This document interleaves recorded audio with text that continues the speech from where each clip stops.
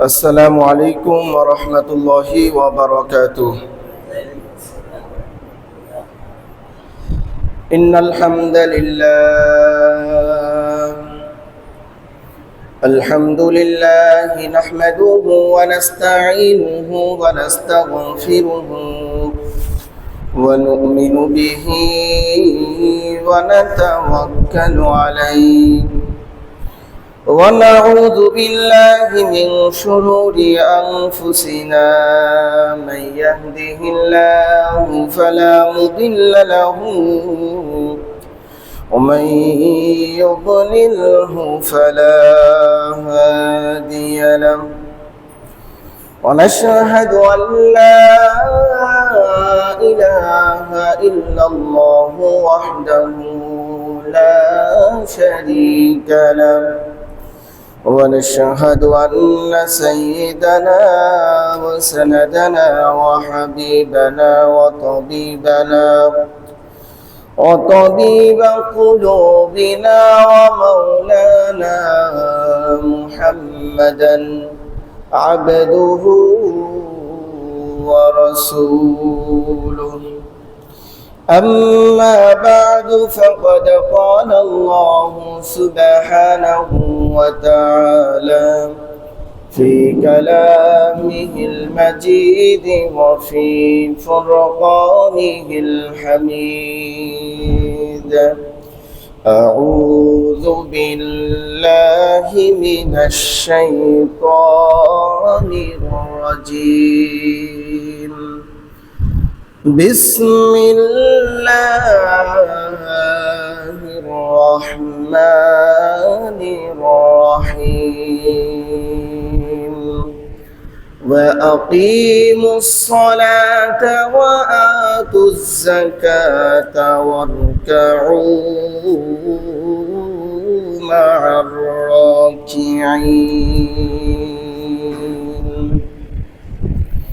وقال الله سبحانه وتعالى: قد أفلح المؤمنون الذين هم في صلاتهم خاشعون. وقال رسول الله صلى الله عليه وسلم: من حافظ عليها كانت له نورا وبرهانا ونجاة يوم القيامة، ومن لم يحافظ عليها لم يكن له نور ولا برهان ولا نجاة، وحشر يوم القيامة مع فرعون وهامان وقارون وأبي بن خلف، أو كما قال عليه الصلاة والسلام.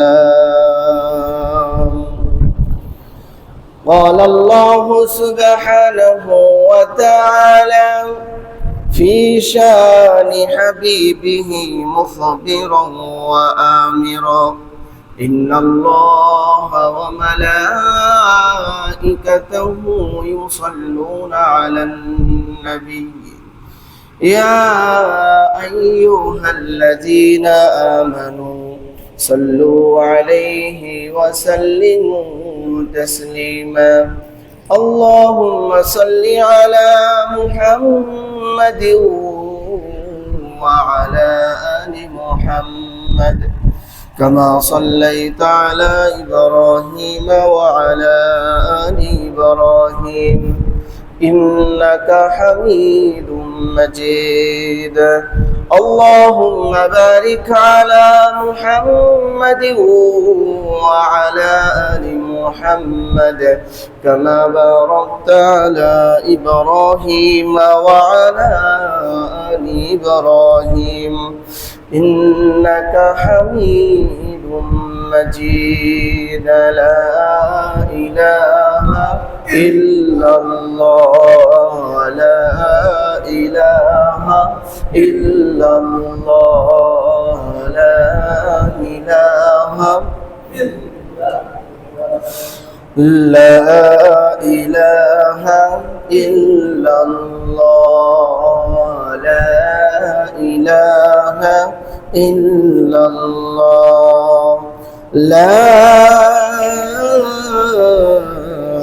ইলাহা ইল্লাল্লাহ মুহাম্মাদুর রাসূলুল্লাহ সাল্লাল্লাহু আলাইহি ওয়াসাল্লাম। আল্লাহ সুবহানাহু ওয়া তাআলার আলিশান দরবারে লাখো কোটি শুকর ও সুজুদ যে মহান রব্বুল আলামিন আপনাকে এবং আমাকে পবিত্র জুমার দিনে জুমার নামাজ আদায় করার জন্য আগে ভাগেই মসজিদে আসার মতো তৌফিক দান করেছেন। এজন্য দিল থেকে জোরে সোরে মোহাব্বতের সাথে আনন্দ চিত্তে বলি আলহামদুলিল্লাহ। লক্ষ কোটি দুরুদ ও সালাম বর্ষিত হোক আমাদের প্রিয় নবী আপায়ে নামদার তাজেদারে মদিনা জনাবে মুহাম্মদুর রাসূলুল্লাহ সাল্লাল্লাহু আলাইহি ওয়াসাল্লামের উপরে। আমরা সকলেই বলি সাল্লাল্লাহু আলাইহি ওয়াসাল্লাম।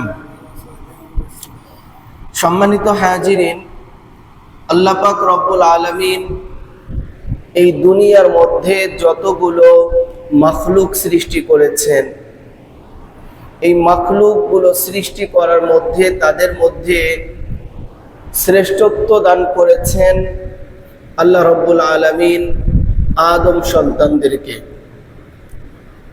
পৃথিবীর মধ্যে আদম সন্তানদেরকে কেন শ্রেষ্ঠত্ব দেওয়া হলো?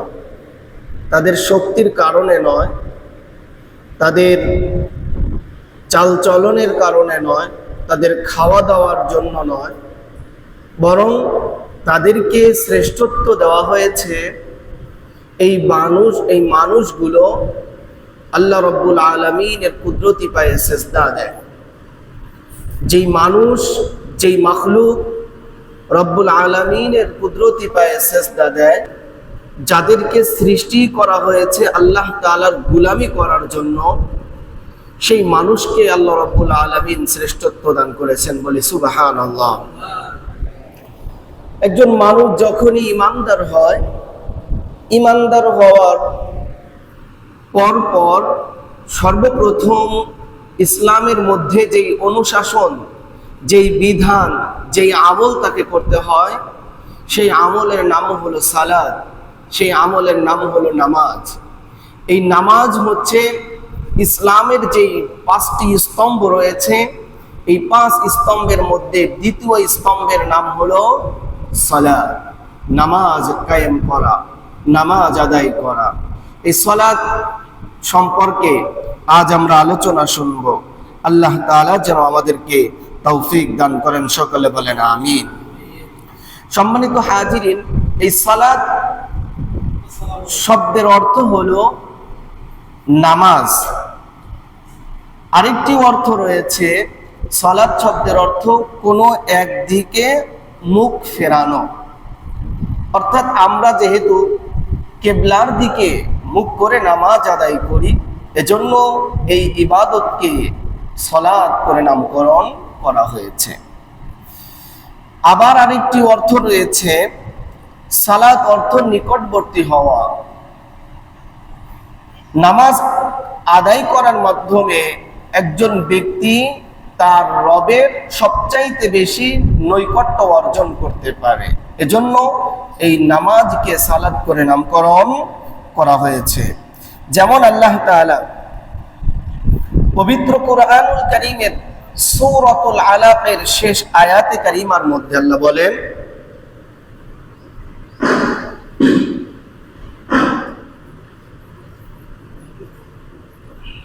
রব্বুল আলামিন বলেন, ওয়াসজুদ, তোমরা সিজদা করো, ওয়াকতারিব, এবং তোমরা নৈকট্য অর্জন করো। এর দ্বারা বোঝা গেল যে নৈকট্য অর্জন করলে আল্লাহ রব্বুল আলামিন সিজদার মাধ্যমেই বান্দাদেরকে নৈকট্য অর্জন করতে বলেছেন। সুবহানাল্লাহ। আবার আল্লাহ রাব্বুল আলামিন এই সালাত কেন আদায় করবে এ কথাটিও আল্লাহ রাব্বুল আলামিন বলে দিয়েছেন, ওয়া আকিমিস সালাতা লিযিকরি, তোমরা আমার স্মরণকে জাগ্রত করার জন্য, আমাকে স্মরণ করার জন্য তোমরা নামাজ কায়েম করো। সুতরাং তোমরা যে নামাজ পড়বে, নামাজের মধ্যে সর্বদা আল্লাহ রাব্বুল আলামিনকে স্মরণে রাখতে হবে যে আমি যে কাজগুলো করছি, হয়তো আমি আল্লাহ তাআলাকে দেখে দেখে ইবাদত করতেছি, অথবা এই ধরনের পাওয়ারফুল ঈমান যদি আপনার আমার না থাকে, এতটুকু আমাদের মনে মনে রাখতে হবে, আমি হয়তো আল্লাহকে দেখতেছি না, কিন্তু আল্লাহ রাব্বুল আলামিন আমাকে সর্ব অবস্থাতেই দেখতেছে। সুতরাং আমি নামাজের মধ্যে আমার মন কোথায় রয়েছে, আমার দৃষ্টি কোথায় রয়েছে, আমার রুকুটা কিভাবে হচ্ছে, আমার সিজদা কিভাবে হচ্ছে, আমার কিয়াম কিভাবে হচ্ছে, প্রত্যেকটা বিষয় আল্লাহ রাব্বুল আলামিন দেখতেছে। এই চিন্তা চেতনা নিয়ে নামাজ আদায় করতে হবে। আল্লাহ রাসূল সাল্লাল্লাহু আলাইহি ওয়াসাল্লাম বলেন, নামাজ এত গুরুত্বপূর্ণ একটি ইবাদত, যে গুরুত্বপূর্ণ ইবাদতের গুরুত্ব আল্লাহ রাসূল এতটাই দিয়েছে, আল্লাহ রাসূল বলেন, যেই ব্যক্তির মধ্যে নামাজ নাই, লা সাহমা ফিল ইসলামি লিমান লা সালাতা লাহু, যার মধ্যে নামাজ নাই ইসলামে তার কোনো অংশ নাই। অর্থাৎ সে নিজেকে দাবি করতে পারে মুসলমান, নিজেকে দাবি করতে পারে বড় মুসল্লি, নিজেকে দাবি করতে পারে বড় হক্কানি মানুষ, বড় বুজুর্গ মানুষ, কিন্তু তার মধ্যে যদি নামাজ না থাকে, আমার কথা নয়, রাসূল বলেন ইসলামের মধ্যে তার কোনো অংশ অবশিষ্ট নাই। সুতরাং এই নামাজের গুরুত্ব আল্লাহর কাছে, আল্লাহর রাসূলের কাছে এবং ইসলামের মধ্যে অপরিহার্য একটি বিষয়, যেটাকে আমরা এতটাই অবহেলা করছি, যে অবহেলার কোনোই সুযোগ ইসলামের মধ্যে দেওয়া হয়নি। একজন মানুষ যখন অসুস্থ হয়ে যাবে, এই অসুস্থ মানুষটা, তার ব্যাপারেও ইসলামে এমন ভাবে বলা হয়েছে যে যখন কোনো মানুষ অসুস্থ হয়ে যায়, সে দাঁড়িয়ে নামাজ পড়তে যদি সক্ষম না হয়, প্রথমত সে দাঁড়িয়ে নামাজ আদায় করবে। দাঁড়িয়ে নামাজ আদায় করতে যদি সক্ষম না হয়, সে বসে বসে নামাজ আদায় করবে। বসে বসে নামাজ আদায় করতে যদি সে সক্ষম না হয়, তাহলে সে শুয়ে শুয়ে নামাজ আদায় করবে। শুয়ে শুয়েও নামাজ আদায় করতে যদি সক্ষম না হয়, তাহলে সে ইশারার মাধ্যমে নামাজ আদায় করবে। তাহলে দেখেন, জীবনের শেষ মুহূর্ত পর্যন্ত আপনাকে নামাজ পড়ার প্রতি কতটাই গুরুত্ব আল্লাহ রাব্বুল আলামিন ইসলামের মাধ্যমে দিয়েছেন। আজ আমরা সুস্থ অবস্থায় আমরা নামাজ না আদায় করে আমরা ঘাড় ফুলিয়ে ঘুরে বেড়াই, এটা আমাদের একটা সময় আফসোসের কারণ ছাড়া অন্য কিছুই হবে না। এজন্য আমার প্রিয় ভাইয়েরা, আমার প্রিয় মাইকের আওয়াজ যত দূরে যাচ্ছে, যারা আওয়াজ শুনছেন, যারা ওয়াজ শুনছেন, তাদেরকে বলবো, সময় নষ্ট না করে যখনই নামাজের সময় হয়ে যাবে, আমরা তখনই নামাজ আদায় করে নিব। আল্লাহ রাব্বুল আলামিন যেন আমাদেরকে তৌফিক দান করেন, সকলে বলেন আমিন। নামাজ হচ্ছে এমন একটি ইবাদত, যেই ইবাদতটা কিয়ামতের ময়দানে, যেই ইবাদত কিয়ামতের ময়দানে সর্বপ্রথম এই ইবাদতের মাধ্যমেই অন্যান্য হিসাব গ্রহণ করা হবে। অর্থাৎ নামাজের মাধ্যমেই হিসাব গ্রহণ শুরু হবে। সর্বপ্রথম যেই ইবাদতের হিসাব গ্রহণ করা হবে, রব্বুল আলামিন সেই হিসাবটি গ্রহণ করবে। যে তুমি যাকাত দিয়েছো এ কথা প্রথমে জিজ্ঞেস করবে না, সর্বপ্রথম জিজ্ঞেস করবে তোমার নামাজের হিসাব কি, তোমার নামাজের হিসাবটা সর্বপ্রথম আমাকে দাও। আবু দাউদ শরীফের 864 নম্বর হাদিসের মধ্যে নবী করিম সাল্লাল্লাহু আলাইহি ওয়াসাল্লাম বলেন, ইন্না আউওয়ালা মা ইউহাসাবু বিহিল আবদু ইয়াওমাল কিয়ামাতি মিন আমালিহি সালাতুহু, যে রোজ কিয়ামতের ময়দানে সর্বপ্রথম যে আমলের হিসাব গ্রহণ করা বান্দার থেকে, সেটা হলো তার নামাজের হিসাব সর্বপ্রথম গ্রহণ করা হবে। সর্বপ্রথম কেন নামাজের হিসাব গ্রহণ করা হবে? আল্লাহ রাসূল সাল্লাল্লাহু আলাইহি ওয়াসাল্লাম পরবর্তীতে বলে, এই নামাজের হিসাবটা যদি কেউ সঠিকভাবে দিতে পারে, অর্থাৎ নামাজের হিসাবের মধ্যে যদি কারো গরমিল না থাকে, তাহলে ওই ব্যক্তির বাকি যত আমল আছে সমস্ত আমলের মধ্যেও যদি ত্রুটিও থেকে যায়, নামাজের হিসাব ঠিক হওয়ার কারণে বাকি নামাজের হিসাব ব্যতীত বাকিগুলোর মধ্যে কোনো ত্রুটি থাকলেও সেগুলোকে আল্লাহ রাব্বুল আলামিন নামাজের ওসিলায় সবগুলোকে ত্রুটি মুক্ত করে দিয়ে তাদের জন্য এই ফয়সালা করে দিবে। সুবহানাল্লাহ। অর্থাৎ সর্বপ্রথম নামাজের হিসাব ঠিক রাখতে হবে। আমাদের আল্লাহ রাসূল বলেছেন, ফাইন সলুহাত ফাকাদ আফলাহা ওয়া আনজাহা। অপর বর্ণনায় এসেছে, ফাইন সলুহাত সলুহা সাইরু আমালিহি। যখন কোনো ব্যক্তির নামাজের হিসাব ঠিক হয়ে যাবে, তার বাকি যত আমল আছে সমস্ত আমলের হিসাব অটোমেটিকলি ঠিক হয়ে যাবে। সুবহানাল্লাহি ওয়া বিহামদি। ওয়া ইন ফাসাদা ফাসাদা সাইরু আমালিহি। আর যখন কোনো ব্যক্তি নামাজের হিসাবের মধ্যে ত্রুটি থেকে যাবে, নামাজের হিসাব সঠিকভাবে দিতে পারবে না, নামাজের হিসাব সে আল্লাহর কাছে পুঙ্খানুপুঙ্খানুভাবে আদায় করতে পারবে না, তখন অন্যান্য যতই আমল তার থাকুক না কেন, হজের আমল তার আমল নামায় 100 বার হজ করেছে সেটাও থাকতে পারে, 100 কোটি টাকা সে যাকাত দিয়েছে সেটাও থাকতে পারে, বছরের পর বছর রোজা রেখেছে সেটাও থাকতে পারে, আরো যত ধরনের দান সদকা আছে, যত ধরনের ইবাদত আছে, সমস্ত ইবাদতের মধ্যে ত্রুটি নাই, কিন্তু নামাজের মধ্যে ত্রুটি থাকার কারণে ওই সমস্ত আমল নষ্ট হয়ে যাবে। নাউযুবিল্লাহি মিন যালিক। এজন্য সর্বপ্রথম আমাদেরকে নামাজের হিসাবে আমাদেরকে ঠিক করে নিয়ে যেতে হবে, যাতে করে নামাজের হিসাবের মধ্যে আমাদের কোনো গরমিল না থাকে। আমার ভাইয়েরা, আল্লাহ রাসূল বলেন, ফাইন সলুহাত, যখন কোনো ব্যক্তির নামাজের হিসাব ঠিক হয়ে যাবে, ফাকাদ আফলাহা ওয়া আনজাহা, তখন ওই ব্যক্তিটা চির সফল কাম হয়ে যাবে, ওয়া আনজাহা, এবং সে জাহান্নাম থেকে মুক্তি পেয়ে যাবে। সুবহানাল্লাহি ওয়া বিহামদি। মুহাদ্দিসিনে কেরাম চির সফল কামের কথার ব্যাখ্যা করেছেন যে এই ব্যক্তিটাকে আল্লাহ রাব্বুল আলামিন নামাজের হিসাব ঠিক থাকার কারণে এই ব্যক্তিকে আল্লাহ তাআলা জান্নাত নামক নিয়ামত দান করে দিবেন। সুবহানাল্লাহ। আর মুক্তি লাভ করবে, অর্থাৎ জাহান্নাম থেকে মুক্তি লাভ করবে। আল্লাহ রাসূল অপর আরেকটি হাদিসের মধ্যে বলেন, আস-সালাতু মিফতাহুল জান্নাহ, নামাজ হচ্ছে জান্নাতের চাবি। অর্থাৎ যার নামাজ আছে ওই ব্যক্তির কাছে জান্নাতের চাবি আছে।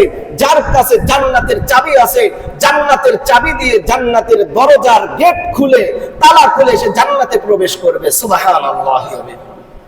এজন্য আমার ভাইয়েরা, আমরা নামাজ আদায় করব খুশু এবং খুজুর সাথে, অর্থাৎ আল্লাহকে হাজির নাজির রেখে, আমরা আল্লাহকে উপস্থিত জেনে আমরা নামাজ আদায় করব। নামাজের শিক্ষাটা আমাদের বাস্তব জীবনেও যেন ধরে রাখতে পারি। আল্লাহ রাব্বুল আলামিন যেন তৌফিক দান করেন। সকলে বলেন আমিন। ওয়া ইন ফাসাদাত, আর যদি কোনো ব্যক্তির নামাজের হিসাবের মধ্যে গরমিল থেকে যায়, নামাজের হিসাব যদি বাতিল হয়ে যায়, নামাজের মধ্যে যদি হিসাব সঠিকভাবে আল্লাহর দরবারে না দিতে পারে, ফাকাদ খাবা ওয়া খাসিরা, তাহলে ওই ব্যক্তিটা ধ্বংসপ্রাপ্ত হয়ে গেল, ওই ব্যক্তিটা ক্ষতিগ্রস্ত হয়ে গেল। চিৎকার মেরে বলেন না নাউযুবিল্লাহ।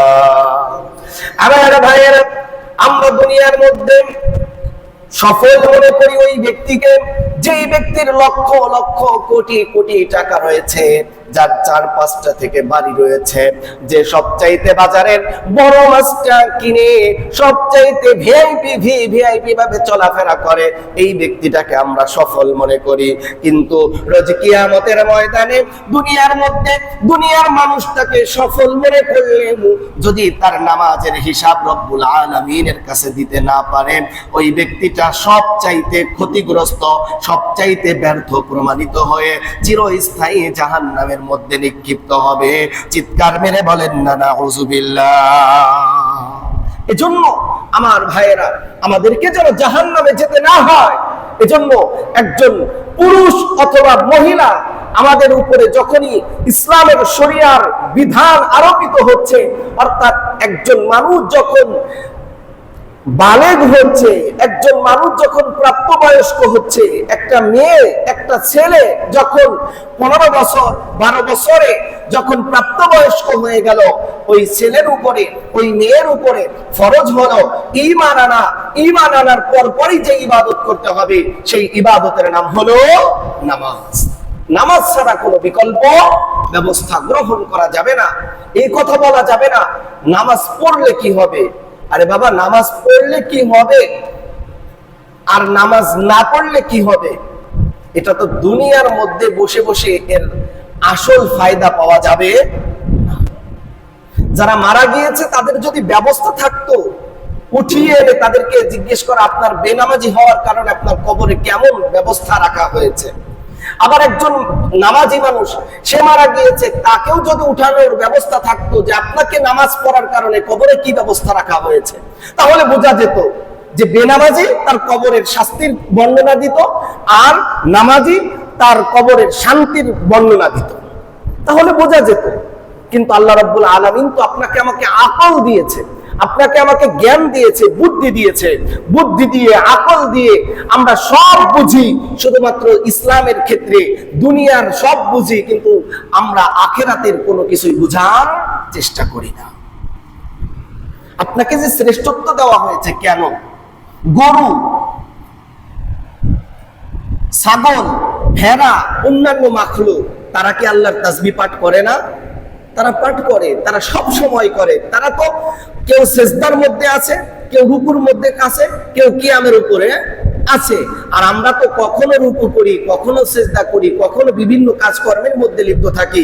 ইবাদতের ক্ষেত্রে তারা আমাদের চাইতে অগ্রগামী, তারপরেও কেন আপনাকে আমাকে শ্রেষ্ঠত্ব দেওয়া হয়েছে?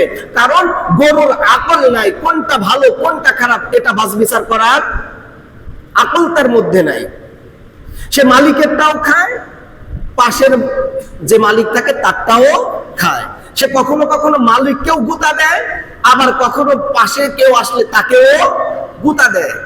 এক কথায় অন্য মাখলুকের আকল কম, কিন্তু আল্লাহ তাআলা বনি আদমকে পরিপূর্ণ আকল দিয়েছেন, যার কারণে সে ভালো বুঝে খারাপও বুঝে।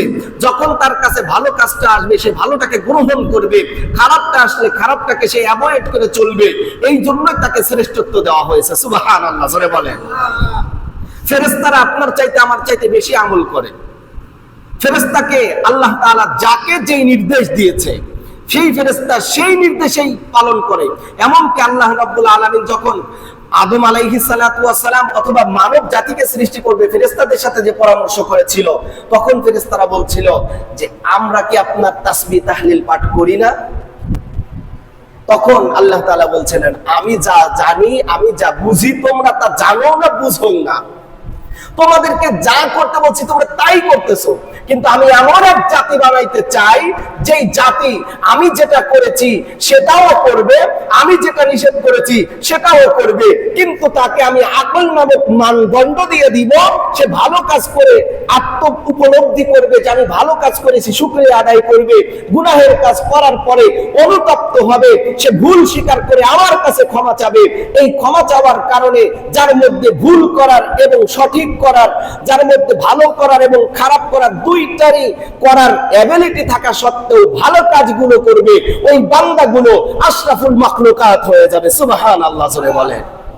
কিন্তু আমরা কি করছি ভাই? আমরা কোন তরিকায় আছি, কোন পরিস্থিতিতে আছি? এজন্য আমরা আল্লাহ রাব্বুল আলামিনের কাছে দোয়া করব আল্লাহ তাআলা যেন আমাদেরকে বেশি বেশি নেক আমল করার মতো তৌফিক দান করেন। সকলে বলেন আমিন।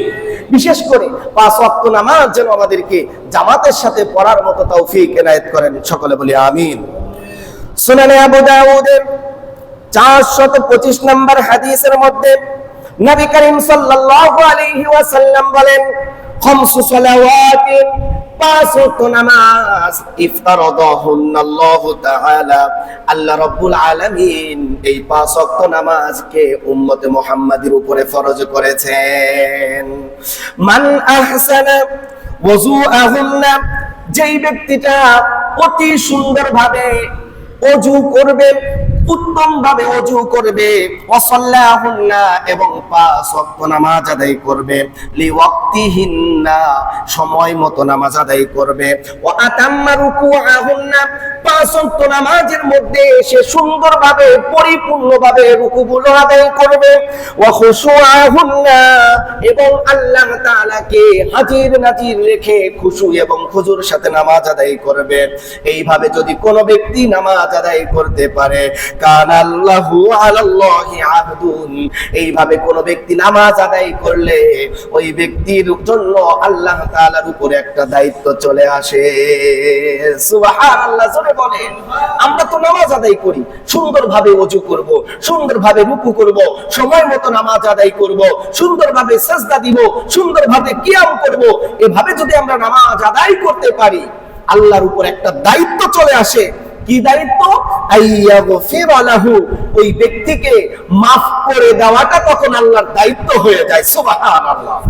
5 ওয়াক্ত নামাজ আমরা পড়ব, 5 ওয়াক্ত নামাজ যদি সুন্দরভাবে যেভাবে বলা হলো এভাবে যদি পড়তে পারি, এশার নামাজ পড়ে বাড়ি যাওয়ার আগেই আল্লাহ আমাকে আপনাকে মাফ করে দিবে। সুবহানাল্লাহ। এখন সুন্দরভাবে নামাজ পড়া দরকার আছে না? আমরা নামাজ পড়ি যে নামাজ পড়তে আসছি, কেমন অলসতার সাথে আমরা নামাজ পড়ি। এত বড় কিরাত, এত কথা, এত কিছু, এত সময় লাগে, এরকম চিন্তা ভাবনা আমাদের মধ্যে যদি থাকে তাহলে কি ক্ষমা পাওয়া যাবে? যাবে না। এজন্য আল্লাহর জন্য নামাজ আদায় করতে এসেছি, আল্লাহর জন্য নামাজ আদায় করব। তাতে সময় 1 ঘন্টার জায়গায় 2 ঘন্টা লাগুক, কোনো আসে যায় না। ওয়ামান লাম ইয়াফআল, আর কোন ব্যক্তি যদি সুন্দরভাবে ওযু না করে, সুন্দরভাবে নামাজ আদায় না করে, সময় মতো নামাজ আদায় না করে, ফালাইসা লাহু আহদুন আলাল্লাহ, তাহলে ওই ব্যক্তির জন্য আল্লাহর কোনো ওয়াদা নাই, আল্লাহর কোনো দায়িত্ব ওই ব্যক্তির নাই। ইনশাআ গফারা লাহু, আল্লাহ চাইলে ওই বান্দাকে maaf করতে পারে, ওয়া ইনশাআ আযাবাহু, আল্লাহ চাইলে ওই ব্যক্তিকে শাস্তিও দিতে পারে।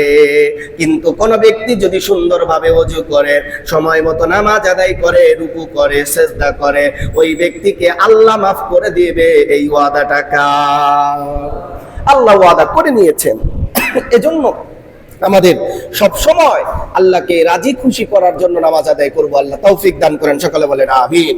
একটু জিকির করেন, লা ইলাহা। টিস্যু দাও, টিস্যু দাও।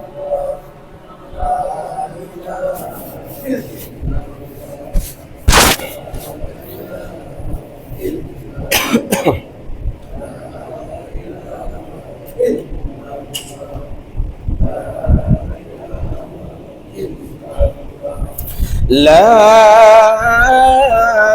ইলাহা ইল্লাল্লাহ মুহাম্মাদুর রাসূলুল্লাহ সাল্লাল্লাহু আলাইহি ওয়াসাল্লাম।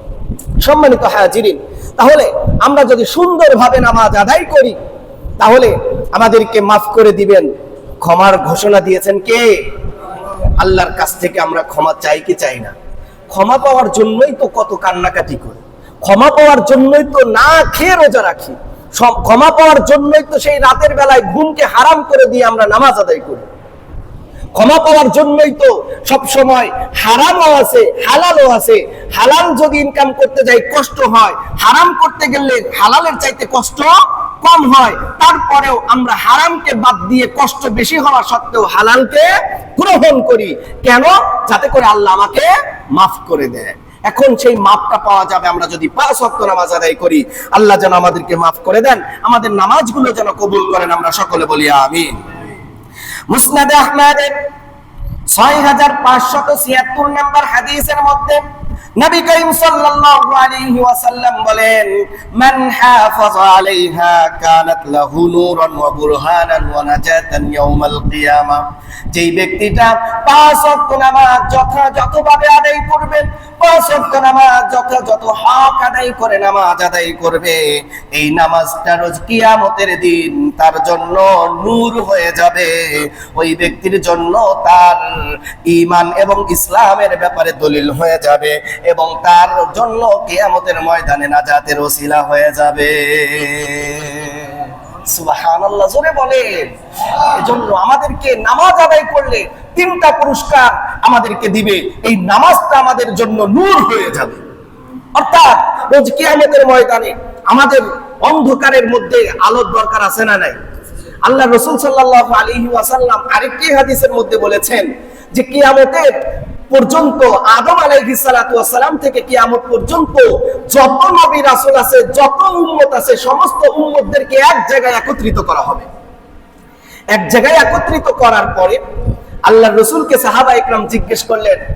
আল্লাহর রাসূল বললেন, আমি আমার উম্মতদেরকে আমি তালাশ করে বের করে আমি তাদেরকে জান্নাতে নিয়ে যাওয়ার ব্যবস্থা করব। তখন নবীকে জিজ্ঞেস করলেন, এত মানুষের মধ্যে আপনি আপনার উম্মতকে চিনবেন কিভাবে ইয়া রাসূলুল্লাহ? আল্লাহর রাসূল সাল্লাল্লাহু আলাইহি ওয়াসাল্লাম তখন উত্তর দিলেন, আচ্ছা বলো তো, এই মরুভূমির মধ্যে হাজার হাজার উট অথবা ঘোড়া যদি থাকে, সেই ঘোড়াগুলোর মধ্যে যদি কোনো একটা ঘোড়ার কপালের মধ্যে যদি সাদা বর্ণ থাকে, সাদা দাগ দেওয়া থাকে, তাহলে হাজার হাজার ঘোড়ার মধ্যে এই ঘোড়াটাকে চিহ্নিত করতে কি ওই ঘোড়াওয়ালার কষ্ট হবে?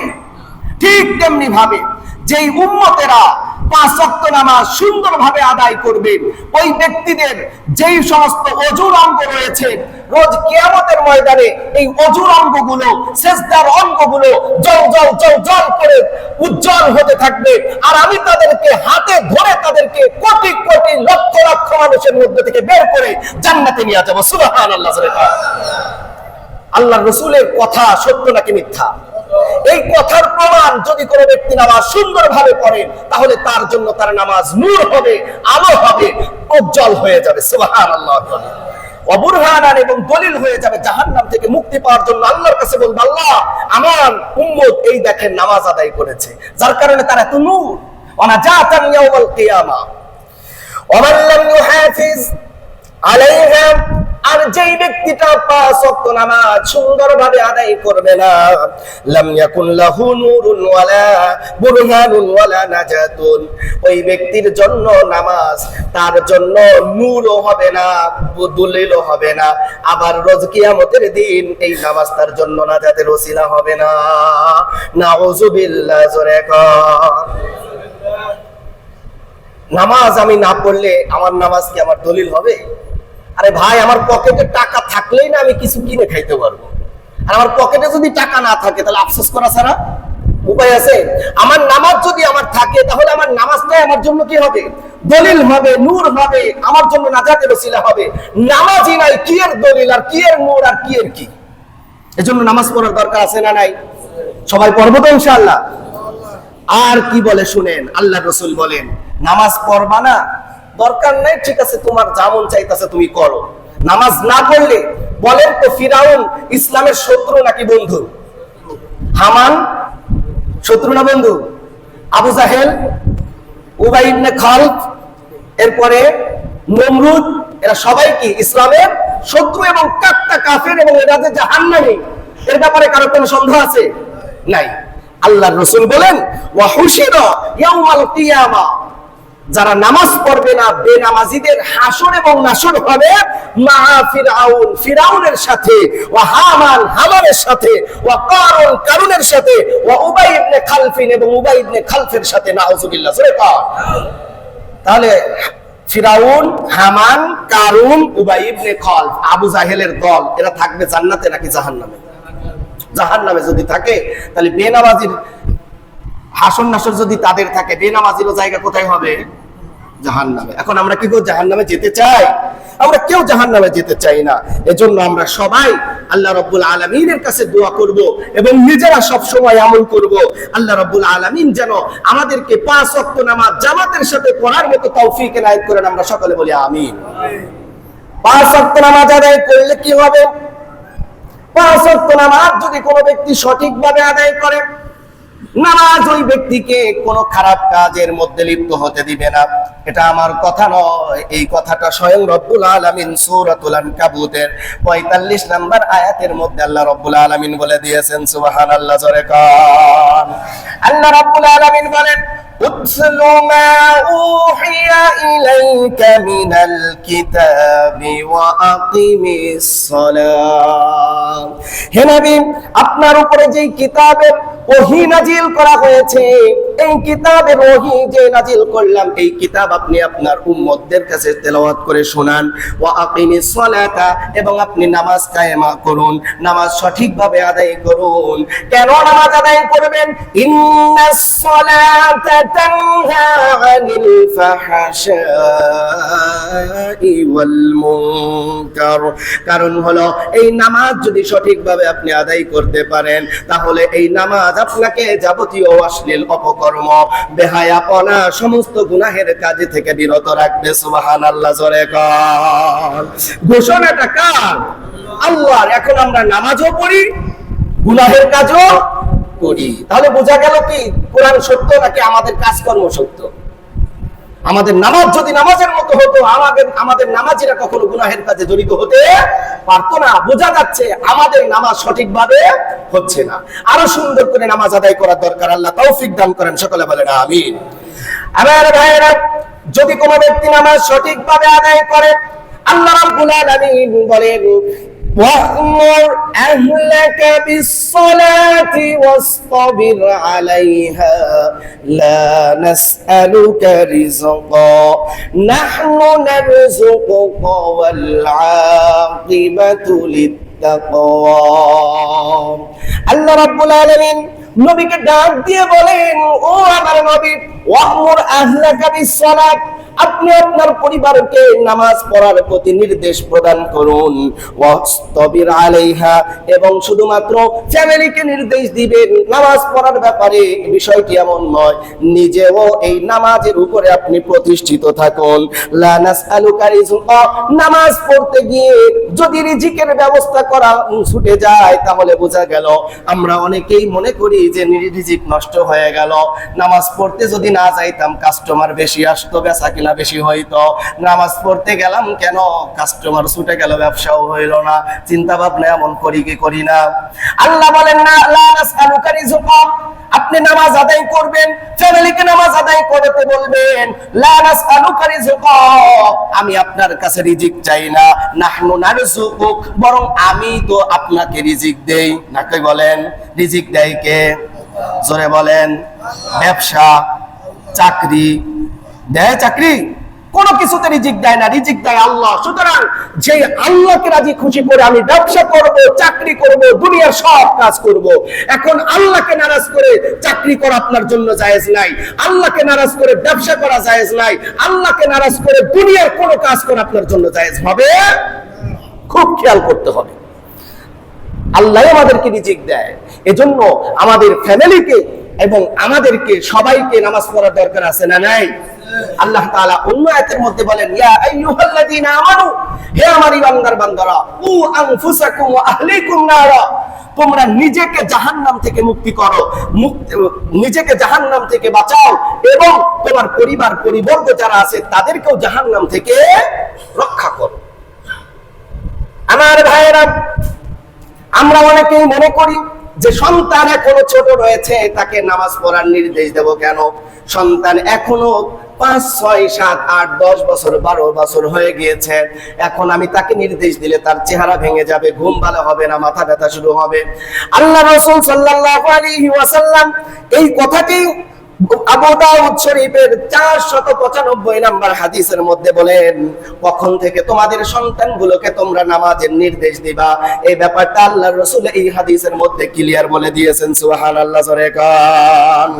আল্লাহর রাসূল বলেন, মুরু আওলাদাকুম বিস-সালাতি, তোমরা তোমাদের সন্তানদেরকে নামাজের নির্দেশ দাও। ওয়াহুম আদনাউ 7 সিনিনা, যখন তাদের বয়স হয় 7 বছর। কয় বছর? জোরে কোন? 7 বছর যখন হবে তখন আপনার সন্তানকে আপনি বলবেন, বাবা তোমাকে নামাজ পড়তে হবে, নামাজ পড়ো। আপনার মেয়েকে বলবেন, মা তুমি তো আমার কলিজার টুকরা, তুমি যদি নামাজ পড়ো তোমার প্রতি আমি আরো বেশি খুশি হব, তোমার প্রতি আমার আল্লাহ খুশি হবে, রাসূল খুশি হবে। তাদেরকে 7 বছর থেকে নামাজের প্রতি উৎসাহ দেওয়ার কথা বলা হয়েছে। আর আমরা মনে করি কি এই 7 বছরের বাচ্চাটাকে নামাজে নিয়ে আসলে সে কি করবে? আপনি তাকে মসজিদে না আনেন, তার মার সাথে তাকে জায়নামাজে দাঁড় করাইয়া দেন। ওই ছোট্ট বাচ্চার উপরে তো নামাজ ফরজ হয় নাই, ওই ছোট্ট বাচ্চা তো সূরা কিরাত কিচ্ছু পারে না, নামাজের মধ্যে দাঁড়াইয়া দেখবে তার মা কি যেন বিড়বিড় বিড়বিড় করে ঠোঁট মিলাইয়া মিলাইয়া পড়ে, তখন ওই বাচ্চাটা ছোট্ট মানুষ মনে করবে এই মুখ মানে বিড়বিড় করে কি যেন পড়ে, মানে আমিও করতেছি, দেখবেন সেও মুখ বিড়বিড় বিড়বিড় করে পড়বে। যতক্ষণ পর্যন্ত ওই বাচ্চাটা তার মায়ের সাথে মুখ মিলাইয়া বিড়বিড় বিড়বিড় করে তেলাওয়াত করবে, বাচ্চাটা কিচ্ছু করে নাই, শুধু মুখ মিলিয়েছে মায়ের সাথে, মায়ের আমলনামায় সে যা তেলাওয়াত করেছে তার সমপরিমাণ সওয়াব দিয়ে দেওয়া হবে। এখন সন্তানদেরকে নামাজ আমরা পড়াচ্ছি না, এ তো ট্রেনিং দেওয়া হচ্ছে। আপনার বাচ্চাকে 7 বছর থেকে আপনি ট্রেনিং দেন, 3 বছর পর্যন্ত তার মধ্যে নামাজের মহত্ব, গুরুত্ব, ফজিলত আপনি ঢুকাইয়া দেন। এরপরে রাসূল বলেন 7 বছর থেকে যখন নির্দেশ দিলে নামাজ আদায় করার, 7 বছর পড়লো, 8 বছর পড়লো, 9 বছর পড়লো, 10 নাম্বার বছর যদি পড়ে, এরপরেও যদি নামাজ আদায় না করে, অদ্রিবুহুম, তাদেরকে পিটাও। কি করো? কে কয়জন নামাজের জন্য পিটাইছেন? সন্তানদেরকে নামাজের জন্য পিটাইছেন এমন কয়জন বাবা আছেন? আছি। অথচ স্কুলে 4 বছরের বাচ্চা স্কুলে না গেলে তাকে পিটাইছে এমন বাবা আছে। 4 বছরের বাচ্চা, ও তো মুখ দিয়ে সুন্দরভাবে কথাই বলতে পারে না, তাকে পড়ার জন্য চাপ সৃষ্টি করতেছে। আর আল্লাহর রাসূল বলেছে তাকে 7 বছরের সময় নামাজের নির্দেশ দাও, 10 বছরের সময় যখন নামাজে না যাইতে চায় তাকে তুমি পিটাও। তাকে জাহান্নাম থেকে মুক্তির জন্য তোমাকে ব্যবস্থা এই 10 বছর থেকে গ্রহণ করতে হবে। আমরা সেটা করি না। কি কেমন বাবা হলাম আমরা? কি বাবা মা সন্তানদেরকে আসলেই ভালোবাসি? একটু খেয়াল করবেন। ওয়াহুম আবনাউ আশারি সিনিন, যখন তাদের বয়স 10 বছর হয়ে যায় তোমরা তাদেরকে প্রহার করো, তাদেরকে বুঝাও, তাদেরকে সুন্দরভাবে শাসন করে তাদেরকে নামাজের মধ্যে প্র্যাকটিক্যালি তাকে 5 ওয়াক্ত নামাজের মধ্যে তাকে ব্যবস্থা করো। আমরা এগুলো করি না। 7 বছর থেকে একটা বাচ্চাকে নামাজের ট্রেনিং দিলে, 10 বছরের সময় আপনি চাপ সৃষ্টি করলে, ওই বাচ্চাটা 10 বছরের পরে 11, 12, 13, 14, 15 বছর এসে বালেগ হয়ে গেলে তার জীবনে 1 ওয়াক্ত নামাজ কাজা থাকবে না। এজন্য জাহান্নাম থেকে বাঁচানোর কথা বলা হয়েছে। আমরা যেন আল্লাহ তৌফিক দান করেন, আমরা সকলে বলেন আমিন। আমার ভাইয়েরা খুব খেয়াল করব, আমরা যেন এই যে মসজিদ আমরা বানিয়েছি, কত বছর 16, এই যে মসজিদটা বানাইছি না, এত বড় সুন্দর মসজিদ, এই মসজিদটা কেন বানানো হয়েছে? শুধুমাত্র 8, 9 জন, 10 জন মানুষ নামাজ আদায় করার জন্য? মসজিদ আবাদ হয় কি শুধুমাত্র এই এসি লাগানো, সুন্দর মার্বেল পাথর দিয়ে টাইলস লাগানো, সুন্দর একটা মেম্বার বানানো, ভালো একজন খতিব রাখা, 3 তলা 4 তলা 5 তলা, এর দ্বারা কি মসজিদ আবাদ হয়?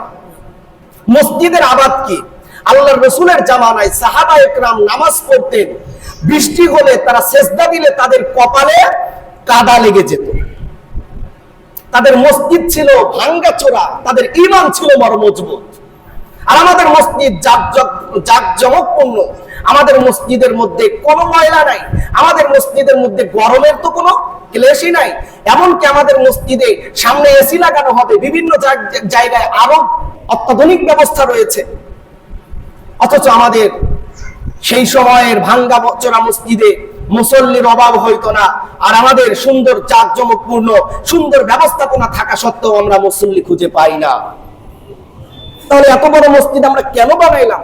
যে কয়জন ছিল, যে কয়জনই নামাজি ছিল, সেই কয়জনের জন্য আপনারা ছোট করে বানাইতেন। আপনি যদি মসজিদে নামাজি না পড়বেন তাহলে আপনি মসজিদ এত বড় বানাইছেন কেন? শুধুমাত্র জুমার নামাজের জন্য কি এত বড় মসজিদের দরকার? 5 ওয়াক্ত নামাজে যদি এই মসজিদের আশেপাশে যারা আছে, এই মসজিদের সমাজভুক্ত যারা আছে, এই মসজিদের আওতাভুক্ত যারা আছে, আমরা যদি 5 ওয়াক্ত নামাজে যদি এই মসজিদে আসি, অথবা যেখানে যেখানে কর্মস্থল আমরা সেখানে যদি নামাজ আদায় করি, তাহলে প্রত্যেকটা মসজিদ ভরে যাবে কি যাবে না? মসজিদগুলো বানানোর টার্গেট এটাই। এজন্য আমার উদার আহ্বান থাকবে, প্রত্যেকটা ফ্যামিলিতে যে সমস্ত পুরুষ লোক আছে, যাদের উপরে এই যে হাদিসের মধ্যে 7 বছরের উপরে যে সমস্ত বাচ্চারা আছে, তাদেরকে আপনারা মসজিদে নিয়ে আসেন। 7 বছরের বাচ্চা, 10 বছরের বাচ্চা, 12 বছরের বাচ্চা, তাদের আওয়াজ পিছনে না থাকলে মনে করবেন ভবিষ্যৎ প্রজন্ম বেনামাজি হিসাবে গড়ে তুলতেছেন। আজ তারা মসজিদে আসলে আমাদের অনেকের অনেক গায়ে জ্বালা বেঁধে যায়। কেন বাবা? আমরা আমাদের মসজিদটা সুন্দরভাবে আবাদ করতে চাই কি চাই না? বলেন, একটু কথা বলেন। চান? সবাই চান? আবাদ করবেন, শুধুমাত্র টাকা যা লাগে সব দিব। কয় টাকা লাগবে হুজুর? সব দিন, কিন্তু নামাজ আসতে কইেন না। এটা কোন আবাদের সিস্টেম? আমাকে টাকাও মসজিদে দিতে হবে, মসজিদের খেদমতও আমাকে করতে হবে, নামাজও কন্টিনিউ করতে হবে। রাজি আছেন কারা কারা? দুটি হাত আল্লাহকে দেখায় দেন। আল্লাহ আপনার বান্দাগুলোকে আপনি কবুল করেন। সকালে বলেন আমিন। 5 ওয়াক্ত নামাজ যেন আপনার বান্দারা মসজিদে এসে নামাজ আদায় করতে পারে, আল্লাহ তৌফিক দান করেন। আপনার বান্দাদের রিজিকের উত্তম ফয়সালা আপনি করে দেন। কিয়ামতের দিন যেন আপনার বান্দারা বিনা হিসাবে জান্নাতে যাইতে পারে, সেই ব্যবস্থা আল্লাহ আপনি করে দেন। দিল থেকে বলেন আল্লাহুম্মা আমিন। আমাদের বাচ্চাদেরকে যেন নামাজি হিসাবে কবুল করেন, আমরা সকলে বলি আমিন। আল্লাহ তাআলা আমাদেরকে সঠিকভাবে সুন্দরভাবে ইসলাম পালন করার মতো তৌফিক এনায়েত করেন। ওয়া আখিরু দাওয়ানা আনিল হামদুলিল্লাহি রাব্বিল আলামিন। আসসালামু